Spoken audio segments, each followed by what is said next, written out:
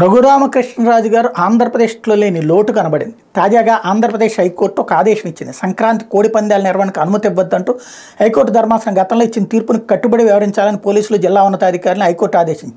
పందాల నిర్వహణకు అనుమతి ఇవ్వడం లేదని హైకోర్టు గతంలో ఇచ్చిన ఆదేశాలను అనుసరిస్తామంటూ హోంశాఖ తరపున జీపీ మహేశ్వర్ రెడ్డి చెప్పిన వివరాలు నమోదు చేసింది. హైకోర్టు న్యాయమూర్తి జస్టిస్ బిఎస్ భానుమతి మంగళవారం ఈ మేరకు ఉత్తర్వులు జారీ చేశారు. తూర్పుగోదావరి జిల్లా కొవ్వూరు మండలంలోని వాడవల్లి, మద్దూరు, చంద్రవరం, తోగుంబి తదితర గ్రామాల పరిధిలో సంక్రాంతి కోడి పందాలు, జోదం, మద్యం, అక్రమ విక్రయాలు, చట్ట వ్యతిరేక కార్యకలాపాలను అడ్డుకోవడంలో అధికారులు విఫలమవుతున్నారని పేర్కొంటూ జి వెంకటరత్నం అనే వ్యక్తి మరో ఇద్దరు హైకోర్టులో వ్యాజ్యం దాఖలు చేశారు.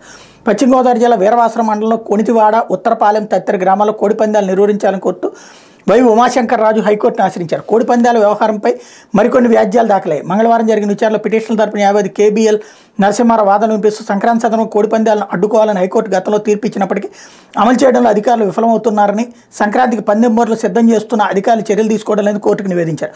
వాదనలోని న్యాయమూర్తులు గతంలో హైకోర్టు ఇచ్చిన ఆదేశాలను పాటించాలని ఉత్తర్వులు జారీ చేశారు. అసలు హైకోర్టు ఆదేశాలని సుప్రీంకోర్టులో సవాల్ చేయాల్సిన అవసరం ఉంది, ఖచ్చితంగా తీసుకోవాల్సి ఉంది. అక్కడ జల్లికట్టు మీదన అక్కడున్న రాజకీయ పార్టీలన్నీ ఒక్కటయ్యి ఖచ్చితంగా పోరాడి జల్లికట్టును తెచ్చుకుంటున్నాయి. జల్లికట్టు కారణంగా ఇప్పటికీ అక్కడ ప్రజలు చచ్చిపోతున్నారు. అయినా సరే అది మా సంప్రదాయ క్రీడ అంటున్నారు, నడుపుతున్నారు. ఇక్కడ ఒకప్పుడు సంక్రాంతిలో కోడి పందాలు నిర్వహించాల్సిందే అంటూ రఘురామకృష్ణరాజు కోర్టులో పిటిషన్లు వేశారు. ఇప్పుడు రఘురామకృష్ణరాజు కనుక సీరియస్గా తీసుకుని దీని మీద సుప్రీంకోర్టుకు వెళ్తే కనుక ఆయా ప్రాంతంలో సంతోషం వస్తుంది, ఆ పాయింట్ ఉంటుంది. ఎందుకంటే ఎంత వద్దన్నా కాదన్నా కోడి పందాలు ఆడేవాళ్ళు ఆడుతూనే ఉంటారు. దాన్ని ఆపడానికి ఎవరో ఒకళ్ళిద్దరు ప్రయత్నిస్తూనే ఉంటారు. కాకపోతే జూదం కాకూడదు, ఆస్తులు తాకట్టు పెట్టుకుని ఆడుకోకూడదు, మిగతా సరదాని పోకుండా చూసుకోవాల్సి ఉంది.